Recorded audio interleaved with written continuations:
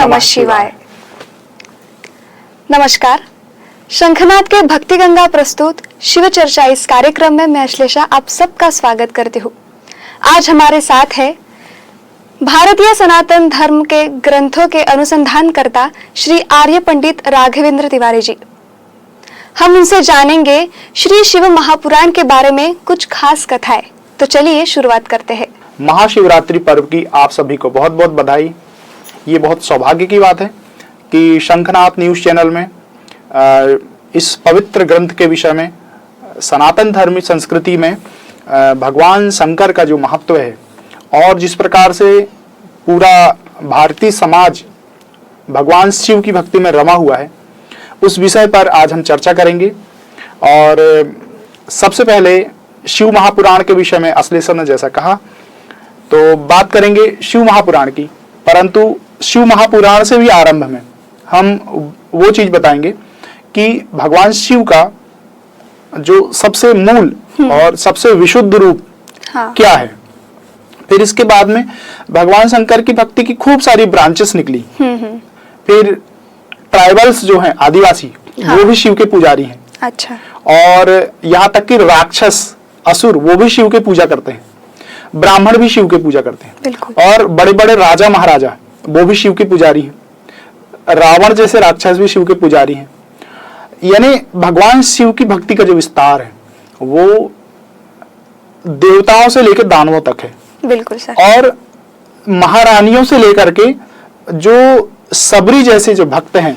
और एक साउथ में एक मूवी आई थी अभी अभी, कनप्पा। अच्छा। नाम सुना होगा किसी ने? तो कनप्पा जैसा एक जो चरवाहा है, वो तक शिव का पुजारी है। तो हम समझ सकते हैं कि भगवान शंकर का जो प्रभाव है और जो भक्ति है वो बहुत प्राचीन है और अनादिकाल से आई है। और जो बहुत सभ्य समाज है वहां तक भी भगवान शिव की पूजा होती आई। बिल्कुल सर। यानी सर्वव्यापक है वो। तो एक श्लोक से आरंभ करता हूं। ये दुर्गा सप्तशती में ये पुस्तक है, इसमें एक बहुत सुंदर श्लोक है, सुनिएगा, फिर मैं उसका अर्थ बताऊंगा। ओम विशुद्ध ज्ञान देहाय त्रिवेदी दिव्य चक्षुषे श्रेयः प्राप्ति निमित्ताय नमो सोमार्ध धारिणे। इसका अर्थ यह है, विशुद्ध ज्ञान देहाय त्रिवेदी दिव्य चक्षुषे, यानी जिस परमात्मा का शरीर यानी भगवान शंकर का जो शरीर है वो विशुद्ध ज्ञान है। यानी विशुद्ध ज्ञान देहाय, जो विशुद्ध ज्ञान है आध्यात्म का, उसका जो मूल है वह विशुद्ध ज्ञान ही भगवान का शरीर है। भगवान शिव का शरीर है वो। और त्रिवेदी दिव्य चक्षु से, और जो 3 वेद हैं, तो अभी हम जैसे वर्तमान में जानते हैं कि 4 वेद होते हैं, लेकिन पहले जो पूर्व वैदिक काल है, शुरुआत जो है, 3 ही वेद है। उन्हीं को त्रयी भी कहा गया है और उन्हीं को 3 वेद कहा गया, ऋक, यजु, साम। यानी ऋक यानी ऋग्वेद, यजुर्वेद और सामवेद। तो ये 3 जो वेद हैं, ये तीनों ही भगवान शंकर के नेत्र हैं। अच्छा। उनके जो 3 नेत्र हैं, यानी भगवान शिव के जो नेत्र हैं वही ज्ञान है। और वेद जो है, वेद ही इस संसार का ज्ञान कराते हैं। तो वेद का ये महत्व है। तो संसार का ज्ञान कराने वाले वेद ही भगवान शंकर के 3 नेत्र हैं। विशुद्ध ज्ञान देहाय त्रिवेदी दिव्य चक्षु से श्रेयः प्राप्ति निमित्ताय। श्रेयः प्राप्ति निमित्ताय यानी कल्याण प्राप्ति के जो हेतु हैं। ये जो वाणी है ये महर्षि मार्कंडेय की है। अच्छा। दुर्गा सप्तशती में महर्षि मार्कंडेय ने सभी ज्ञान की बातें कही हैं। नमो सोमार्ध धारिणे। तो मार्कंडेय ऋषि कहते हैं कि हे परमात्मा, मैं आपको नमस्कार करता हूं। तो किसको? नमो सोमार्ध धारिणे।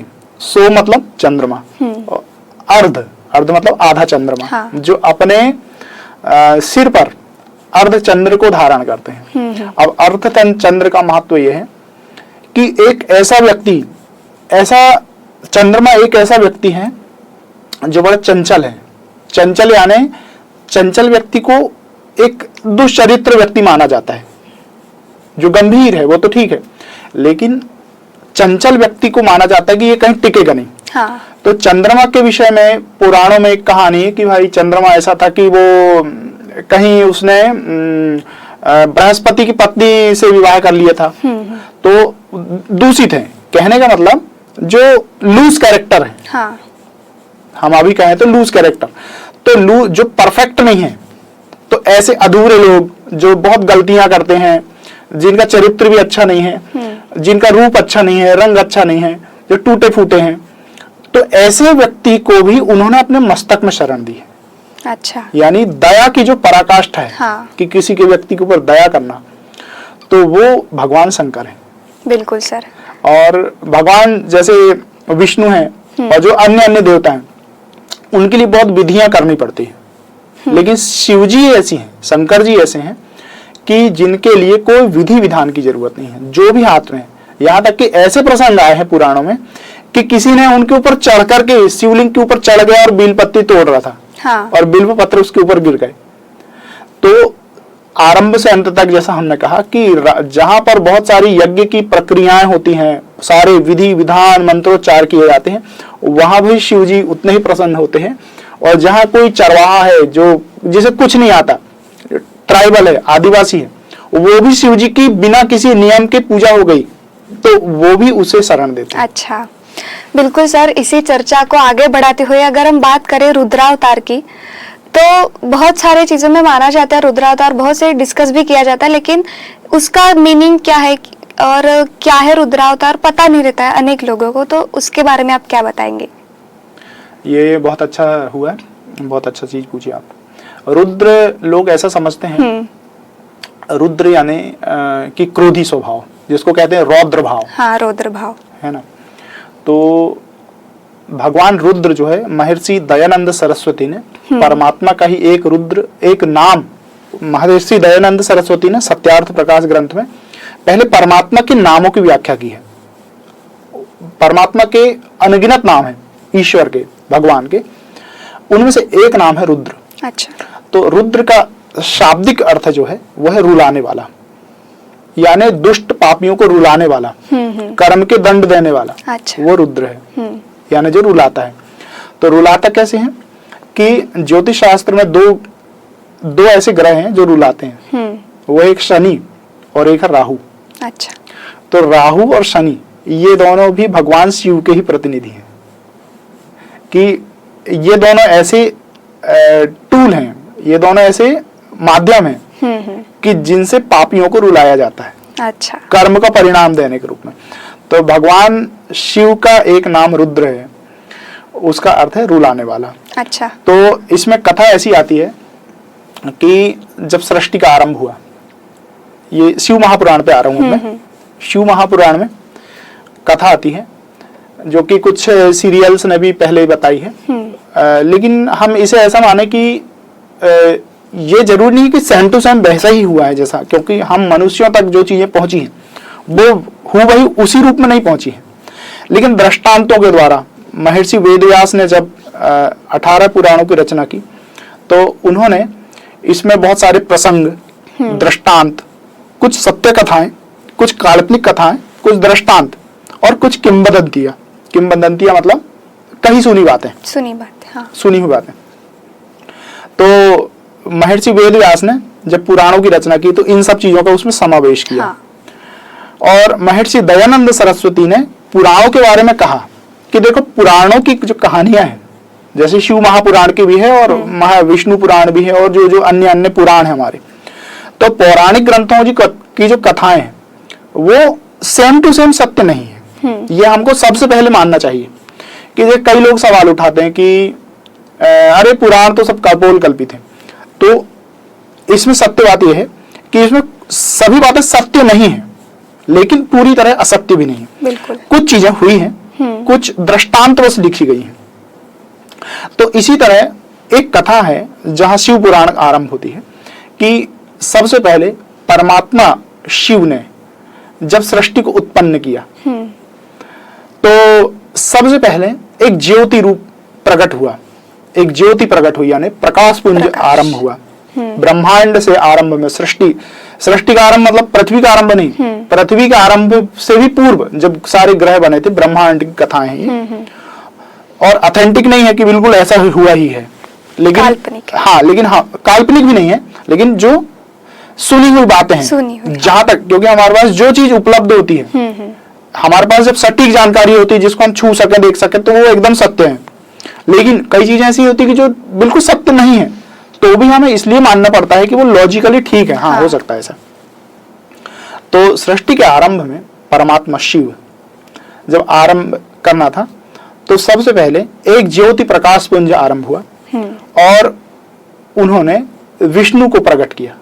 भगवान शंकर ने, भगवान शिव, अब मैं अभी आगे जाकर बताऊंगा कि शंकर और शिव अलग अलग है। अच्छा। जो कि बहुत कम लोगों को पता रहता है, समझने की जरूरत है। तो सृष्टि का जब आरंभ हुआ तो भगवान शिव एक ज्योति स्वरूप में थे, एक लिंग स्वरूप में, उसी को लिंग कहा। लिंग मतलब लंबाकार एक तत्व है, हाँ। एक ज्योति पुंज है, सिर्फ प्रकाश है, कुछ नहीं। तो भगवान विष्णु को उत्पन्न किया और विष्णु से ब्रह्मा उत्पन्न हुए। जैसा कहते हैं ना, नाभि से निकले, हाँ। नाभि से कमल पैदा हुआ, कमल से ब्रह्मा पैदा हुए। तो भगवान शिव जी ने शिव पहले लिंग रूप में प्रकट हुए, प्रकाश पुंज के रूप में, फिर विष्णु पैदा हुए और विष्णु से ब्रह्मा पैदा हुए। परंतु ब्रह्मा जी ने सोचा कि मैं ही पहले प्रकट हुआ हूं और विष्णु ने कहा कि नहीं, मैं पहले प्रकट हुआ हूं। ये शिव पुराण की आरंभिक कथा है। अच्छा। तो दोनों के बीच में विवाद हो गया। तो शिव जी ने वहां से आकाशवाणी हुई, प्रेरणा मिली उनको कि देखो तुम दोनों जो पैदा हुए उससे पहले यह प्रकाश पुंज पैदा हुए, तो देखो ये क्या है। तो दोनों ब्रह्मा और विष्णु उसका छोर जानने के लिए जाने लगे कि इसका अंत और आरंभ कहाँ पे है। तो एक दिशा में विष्णु गए और एक दिशा में ब्रह्मा जी, और वहां जाकर उन्होंने देखा कि कहीं अंत ही नहीं हो रहा उसका, ये तो अनंत है। तो वापस आए तो उनका अहंकार चूर हो गया। तब उस प्रकाश पुंज ने कहा कि देखो मैं शिव हूं, अब तुम शांत हो जाओ और दोनों के बीच में विवाद बंद करो कि मैं प्रकट हुआ हूं या मैं प्रकट हुआ हूं। अब तुम लोगों को सृष्टि आरंभ करना है, मेरे सगुण रूप को में आना है, मेरे सगुण रूप को प्रस्तुत करना है। यानी परमात्मा निर्गुण है, हाँ। उसका कोई आकार नहीं है, सिर्फ प्रकाश। वो प्रकाश पुंज भी नहीं था, परंतु प्रकाश पुंज के रूप में पहले शिव जी ने स्वयं को प्रकट किया। इसके बाद ये दो देवता प्रकट हुए, ब्रह्मा जी और विष्णु जी। दोनों के बीच टकराव हो गया। तो शिव जी ने कहा कि अब तुम मेरे दोनों शिष्य हो, और दोनों को शिव जी ने गुरु मंत्र दिया। तो शिव जी जो हैं उस सृष्टि के प्रथम गुरु हैं, बिल्कुल। और उन्होंने दोनों को हाथ रखकर आरंभ में कहा कि जाओ पुत्र, अब तुम लोग इस सृष्टि का विस्तार करो। तो जब सृष्टि का विस्तार होने लगा तो विष्णु जी को काम दिया गया कि आपको इस सृष्टि का संचालन करना है, और ब्रह्मा जी को कहा कि आपको इसकी ब्रांचेस, विविध ब्रांचेस बनाता। तो ब्रह्मा जी ने बाद में खूब सारे देवताओं को उत्पन्न किया, जैसे सप्त ऋषियों को पैदा किया, इंद्र को पैदा किया, नहीं इंद्र भी किसी के, अदिति पैदा हुई। अदिति माता है, देवताओं की माता का नाम अदिति है। तो इसी तरह बहुत जब सृष्टि की ब्रांचेस हुई, फिर जीव पैदा हुए, फिर ब्रह्मांड में कई कई ग्रह पैदा हुए और विविध तत्व पैदा हुए, रसायन पैदा हुए, और इसी तरह धीरे धीरे धीरे करके आज हम मनुष्य जो हम प्रकृति देख रहे हैं, जिसकी डिविजन्स, जिसको 84 लाख योनियां कहते हैं, ऐसी कई प्रकार की जो वनस्पतियां हैं, फिर हम उस पर नहीं जाएंगे, अभी तो हम शिव पुराण पे हैं। हाँ। तो कई चीजें पैदा हुई और भगवान विष्णु उसके नियंता बने, यानी चलाने वाले, कि फीडिंग कैसे हो, जीव पैदा होगा तो खाएगा क्या, तो अन्न के रूप में। तो परमात्मा भी अन्न है, अन्न जो है परमात्मा है, परमात्मा यानी अन्न, और अन्न जो है, अन्न क्या है, अन्न है एनर्जी। तो ये दोनों देवता पैदा हुए। अब भगवान शिव ने कहा कि देखो मैं अपना एक और रूप प्रकट कर रहा हूं, तो वो रूप था रुद्र। अच्छा। हाँ, और रुद्र का ही दूसरा नाम है शंकर। तो शिव और शंकर मतलब हाँ। शंकर यानी शिव जी का एक रूप है। हाँ, अच्छा। तो हाँ, विष्णु हो गए, विष्णु जी पालन करता, ब्रह्मा जी रचयिता, हाँ। और जो रुद्र हैं वो प्रलय करता है। अच्छा। कि सृष्टि को मैं रिन्यूएशन करूंगा, और जो रिजेक्टेड लोग हैं इस संसार के और जो घातक चीजें हैं उनको मैं रिसाइकल करूंगा। अच्छा। तो इसीलिए भगवान रुद्र ने विष धारण किया। तो इस प्रकार से प्रकृति में धीरे धीरे करके ब्रांचेस को, तो मेरा कहना है शिव पुराण के माध्यम से इस प्रकार लिखा है कि सृष्टि का आरंभ भगवान शिव से पैदा हुआ और शिव से ही शंकर पैदा हुए। अच्छा। तो शंकर जो है वह रूप है शिव का, जो लीलाएं करता है, जो लीलाएं करता है, उनका नाम है रुद्र, शिव या रुद्र, जो कि कैलाश पर्वत पर रहते हैं, जिन्होंने त्रिशूल चलाए, कई युद्ध किए, और जिनसे गणेश पैदा हुए, जिनसे कार्तिक पैदा हुए, जिनकी पत्नी उमा है। तो इस प्रकार शिव परमात्मा है निराकार, और उनका ही जो निकटतम रूप है वो शंकर है। अच्छा।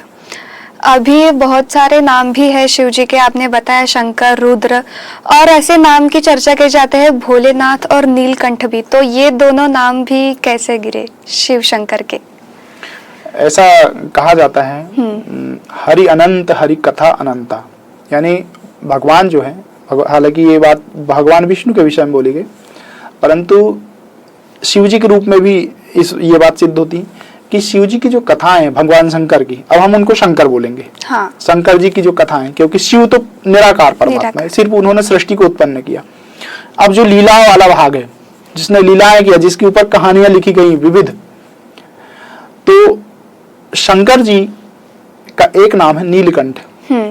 तो नीलकंठ ऐसे नाम है कि जो जानकार लोग हैं सनातन धर्म के वो तो जानते हैं, परंतु जो आज युवा वर्ग है उसके लिए मैं उनको बताना चाहता हूँ कि नीलकंठ है, कंठ मतलब होता है गला, और नील मतलब नीला। तो भगवान जब देवासुर संग्राम हो, एक कथा आती है कि देवताओं और असुरों के बीच में बहुत टकराव होता था।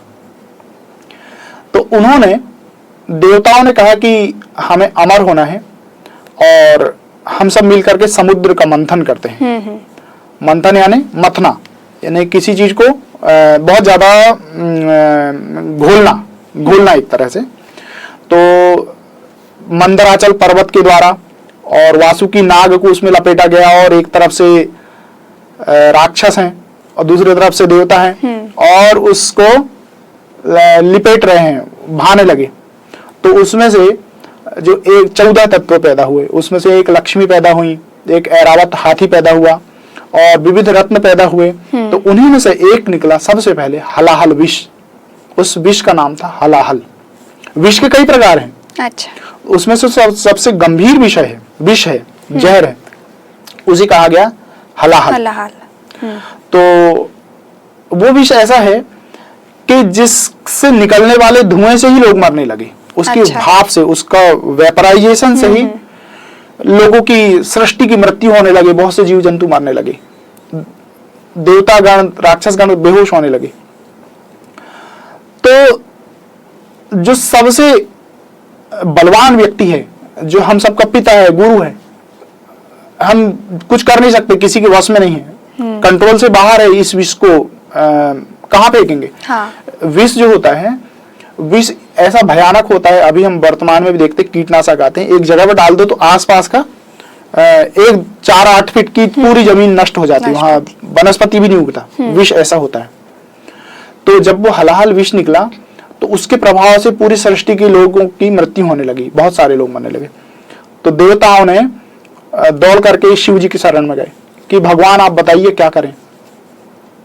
तो एक मुखिया, इस कथा के माध्यम से भी वही बात आती है कि एक मुखिया जो होता है, हाँ, वो कहता है कि चलो सब लोग नाव में बैठ जाओ, मैं सबसे आखिरी में बैठूंगा, है ना, होता है ना। तो एक जो पिता होता है, जिम्मेदार पिता, हाँ, जो होता है, वो बोलता बेटा, छोटी बच्ची को बोलेगा तुम बैठो, फिर पत्नी को बोलेगा तुम भी बैठ जाओ। तो जिम्मेदारी की भावना।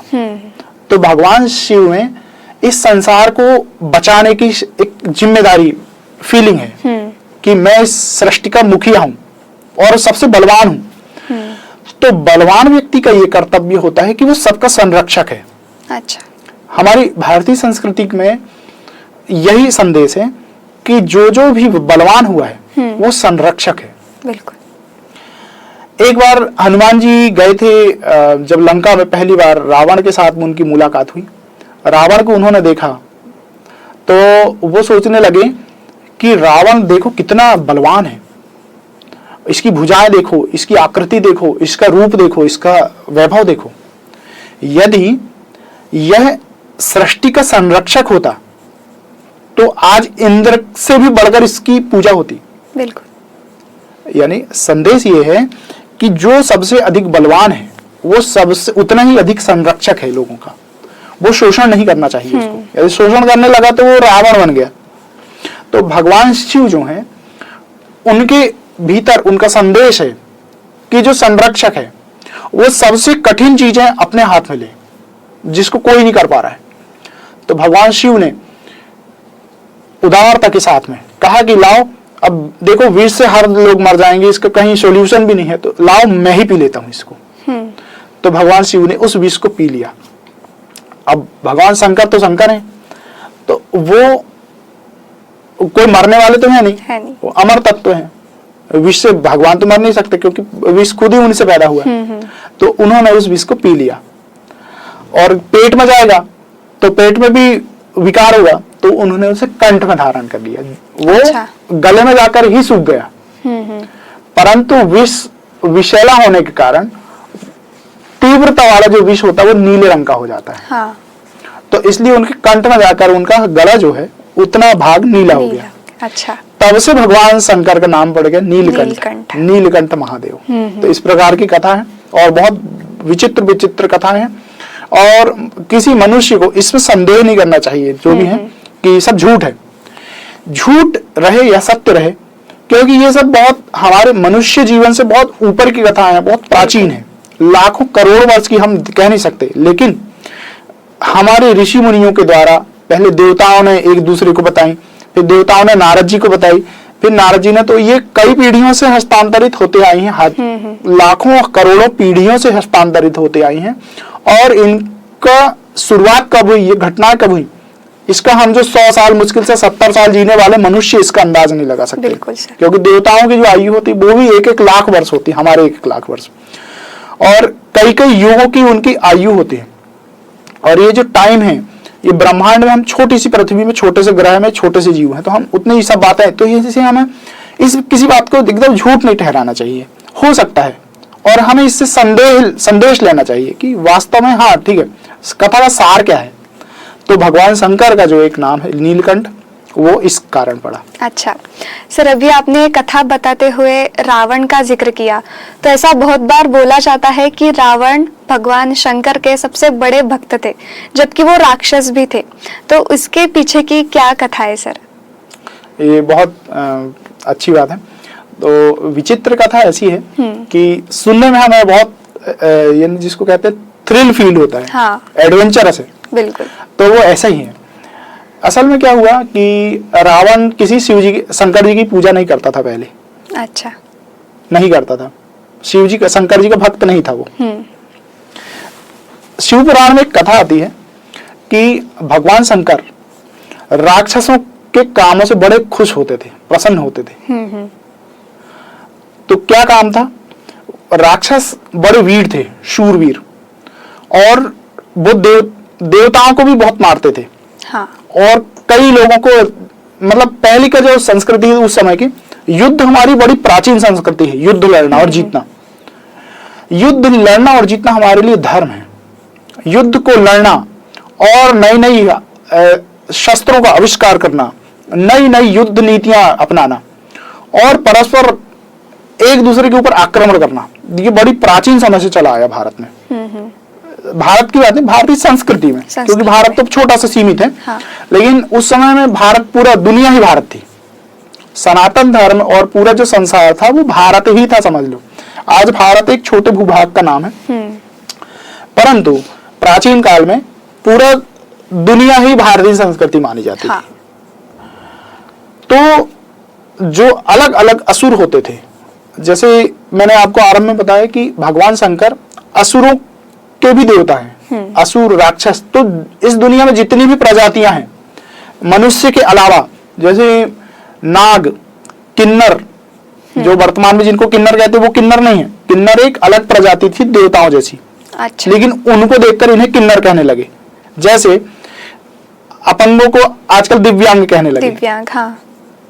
इसी तरह से किन्नर जो थे तृतीयपंथी, उनको किन्नर कहा जाने लगा। लेकिन किन्नर एक अलग देवताओं का एक पार्ट है, वो एक जाति है। तो अच्छा। होते थे गंधर्व, किन्नर, असुर, राक्षस, नाग, नाग भी एक जाति, और ये मनुष्य। इस प्रकार तो जो रावण है, जो एक राक्षस जाति का है, राक्षस जो है एक जाति, ट्राइब है, एक अच्छा। जैसे एक तरह से जनजाति थी वो वहां की, लंका की। उसके बहुत सारे अभी भी कई उनके उस पीढ़ी के, उस जाति के अभी भी कई लोग हैं उस तरफ में मिल सकते हैं। अच्छा। लेकिन हम उनको ऐसे आइडेंटिफाई नहीं कर सकते कि यही वो राक्षस हाँ। है। राक्षस बुरे व्यक्ति का नाम नहीं है, राक्षस एक जाति है, उस समय की ट्राइब है। तो रावण जो था बड़ा शूरवीर योद्धा है, और उसने पहले गुरुकुल में अध्ययन किया हुआ है, और उसके बाद उसने खुद को योद्धा बनाने का ड्रीम पाला, यानी उसका जो कैरियर है, हाँ। कि मैं आगे जाकर क्या बनूंगा, तो मैं आगे जाकर के इस दुनिया में शासन करूंगा और मैं योद्धा बनूंगा। तो रावण अपनी सेनाओं को लेकर निकला और सभी जगह जा जाकर के हर देश में जाकर के वहां के राजाओं को हराने लगा। हाँ। हराते हराते वो पहुंच गया कैलाश। तो कैलाश के पहले उसने अपना ही जो भाई है कुबेर, कुबेर एक यक्ष है, कुबेर एक देवता नहीं है, यक्ष है, यक्ष एक जाति का नाम है। इस प्रकार अच्छा। राक्षस एक जाति है, हाँ। और गंधर्व एक जाति, इसी प्रकार यक्ष एक जाति है। तो कुबेर यक्ष को का एक राज्य था, उसको हराकर और उससे पुष्पक विमान छीनकर रावण चला गया कैलाश पर्वत में। और कैलाश पर्वत में जब पहुंचा तो उस कैलाश पर्वत के प्रभाव से उसका जो पुष्पक विमान है वो वहीं पर जाम हो गया, रुक गया वहीं। तो वो कहने लगा कि पुष्पक विमान इतना प्रभावशाली है पर ये चल क्यों नहीं रहा है। तो उन्होंने देखा कि सामने एक बड़े विचित्र सा चेहरे वाला एक व्यक्ति खड़ा है। उस विचित्र चेहरे वाले व्यक्ति को उसने देखकर मजाक उड़ाया, रावण ने। हाँ। तो अरे कैसा दिख रहा है बंदर, और हंसने लगा क्योंकि वो बड़ा अहंकारी, तो सबको हरा दूंगा मैं, सबको हरा दूंगा, तो मजाक उड़ाने लगा। तो वो थे शिव के गण, उनका नाम था नंदी। तो नंदी ने रावण को देखा, तो नंदी ने कहा रावण तुम यहां से ऊपर मत जाना, क्योंकि ऊपर भगवान शंकर और पार्वती बैठे हुए हैं और उन्होंने इस क्षेत्र में किसी को भी आने के लिए मना किया है, इसलिए तुम यहीं रुक जाओ। तो रावण वहां से उतरा, उसके साथ में पूरी सेना थी, पुष्पक विमान इतना बड़ा था, उसमें सेना भरी रहती थी, पूरी सेना और शस्त्र अस्त्र पूरा युद्ध का सामान। तो रावण वहां उतरा और उसने उस जो कैलाश पर्वत है उसको उठाने का प्रयास करने लगा। अच्छा। और उठा लिया। तो भगवान शिव ने जैसा ही देखा उसको कि हिल रहा है, तो अपने पैरों से नीचे दबाया। तो रावण के दोनों हाथ उसमें दब गए, और वो फड़फड़ाने लगा रावण। अच्छा। तो रावण ने उस समय शिव तांडव स्तोत्र गाया, है ना, सुना हुआ, डम डम डम डम निनाद वड्डमर वयम चकार चंड तांडवम तनोतु नः शिवः शिवम। बिल्कुल, वो मुझे पूरा आता है, लेकिन अभी सुनाऊंगा मैं। फिर भी उसको 2 लाइन सुना देता हूँ। बिल्कुल, बहुत लंबा, लेकिन 2 पंक्तियां सुनाऊंगा। ओम जटाटवी गलज्ज्वल प्रवाह पावित स्थले गलेवलम्ब्य लंबितां भुजंग तुंग मालिकां डमड्डमड्डमड्डमन्निनाद वड्डमरवयं चकार चंड तांडवं तनोतु नः शिवः शिवम्। इसके अंत में तनोतु नः शिवः शिवम् आता है। तनोतु नः शिवः शिवम् का मतलब है, हे शिव आप मुझ पर प्रसन्न होइए। तो रावण जब पर्वत को उठाने लगा और उसके हाथ में दब गए, तो वो पीड़ा में रोने लगा। हाँ। और रोते हुए उसने यह स्तोत्र पढ़ा। तो भगवान शंकर ने जब देखा कि ये कोई बड़ा महाबलशाली योद्धा है, तो वो उस पर प्रसन्न हुए कि ऐसा वीर मैंने पहली बार देखा कि जिसने कैलाश पर्वत उठा लिया। उनके सामने कभी कोई ऐसा आया नहीं था। बिल्कुल। तो शिव जी वो सभी के ऊपर दया भाव रखते हैं, यानी ये नहीं कि तूने उठा लिया तो मैं तेरे को अभी मार दूंगा। हाँ। वो प्रसन्न हुए क्योंकि वो इतने बलशाली हैं कि उनके सामने ये जो देवता और देवी हैं, जैसे शिव पुराण में है कि उन भगवान शंकर के लिए देवता और दानव ये सब एक समान है, सब उन्हीं के बच्चे हैं। ऐसा उन्होंने हमेशा उनके प्रति एटीट्यूड रखा। अच्छा। दया का भाव कि राक्षस ने तपस्या की तो उसे भी वर दिया, देवताओं ने तपस्या की तो उन्हें भी वर दिया, बल्कि देवताओं से जल्दी राक्षसों को वरदान दिया, भस्मासुर को वरदान दिया। तो वो एक कथा आती, तो रावण के ऊपर वो प्रसन्न हुए और रावण को वरदान दिया कि बोल तू क्या चाहता है। परंतु इसी समय रावण को उन्होंने मजाक में, रावण का नाम रावण नहीं था, रावण का नाम था दशकंधर या दशानन। दशानन, हाँ। पर भगवान शंकर जी ने कहा कि तू रोता है, रोने लगा था वो। हाँ। तो रोने के कारण शब्द पड़ा राव, संस्कृत में रुदन को या रोने को राव कहा गया, राव, और इसीलिए उसका नाम पड़ा रावण। अच्छा। तो शंकर जी ने ही रावण का नाम रावण किया है, इसके पहले उसका नाम रावण नहीं था। तो उस ये कथा होने के पहले वो कौन से नाम से जाने जाते थे? वो रावण का नाम था दशकंधर। अच्छा। या दशानन, ये नाम था उसका।